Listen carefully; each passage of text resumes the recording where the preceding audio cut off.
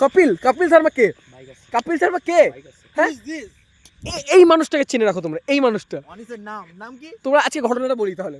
এর কথায় না মানে পুরো সেন্স অফ হিউমার ভরে ভরে আছে। আজকে ওই যে এই ছেলেটা জানো তো বাইক চালাচ্ছিল, বাইক চালাতে একটা সাপ মেরেছে, ঠিক আছে, বাইকের তলায় মানে একটা সাপ চলেছে, ঠিক আছে, হয়ে গেল ওখানে কেসটা শেষ, ঠিক আছে।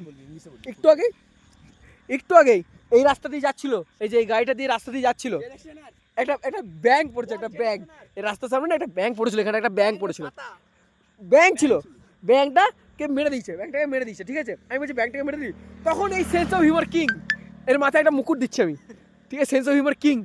এ কি বলছে সবাই কন্ডম পাবে। বলছে পুরো খাদ্য শৃঙ্খল নষ্ট করছিস, খাদ্য শৃঙ্খল ছোটবেলায় যে পড়েছিলাম আমরা খাদ্য পিরামিড, মনে পড়ছে তোমরা? পড়েছিলাম, জানি না পড়েছি কি পড়িনি, আমি পড়েছি, এও পড়েছে, ও সেই কথাটা বলে দিল, আমাদের মাথায় জীবনে আসতে পারে না, শেষ হবে ওইখানে পেট্রোল দেয়।